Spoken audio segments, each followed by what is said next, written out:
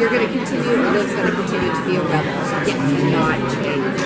Do you appreciate that side of her? 100%. I'm like, this is a place where, I mean, I could talk about this stuff for hours because you think like it's just so on point right now with what's happening in the world and people are being told to conform or go away, and I just think Liv is a constructive member of society. She doesn't kill people. She's, you know, works with people who are already dead and is trying the best she can to integrate into society, and she isn't going to like dye her hair and try to fit in just to appease the masses. That's not fair. And I think she really believes in tolerance and understanding and integration, and that's what we see this season a lot of, is this new Seattle and how, I mean, it's really dealing with like a refugee crisis with these people who are trying to come into the city to be scratched because they find out that would save the lives of terminally ill.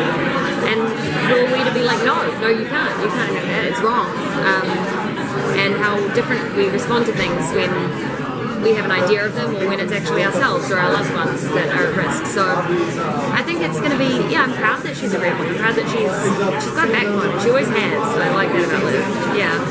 She's such a fantastic job at doing brain acting. We're all the different types of why the Emmys have nominated basically pages of character. It's amazing. How do you approach that? When you're just trying to get the script of a new character? Is it like a whole new role to you? We don't have much time to approach it, really, is the truth. I read it a few times, and I think if there's any immediate jumping off points, like people I know or somebody I can ring who's worked in an industry or whatever it might be, the writers are incredibly helpful. They do most of the research and prep for me, and then, I mean, it's honestly like YouTube on set in between takes, or when I get home at night giving somebody a ring.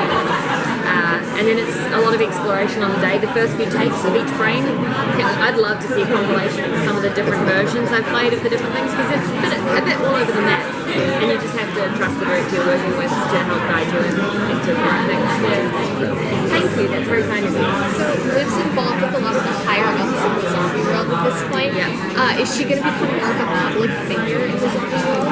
I think she will. I don't think it'll necessarily be a public position of power. It might be more sort of an iconic underdog, I think is what we're talking about her being. Not necessarily like being a bit rebellious and not playing it the way the public do, but sort of being a bit of an everyman's hero and somebody that people talk about, like a character of folklore. That's kind of the direction we're pushing in. Yeah. And with now that all detectives have zombie partners, how is that going to affect Liv? I mean, for Liv, I think she must just feel so validated by, the last 3 years she has been doing this thing and people think she's just hovering around like a bad smell, and now there's like a whole lot of people following in her footsteps, and so for her I think it's just an acknowledgement of her as a pioneer of a new way of policing. It's cool. I'm sure she's threatened a little, but job security, we've all got it. But yeah, it'll be interesting to see how that goes out.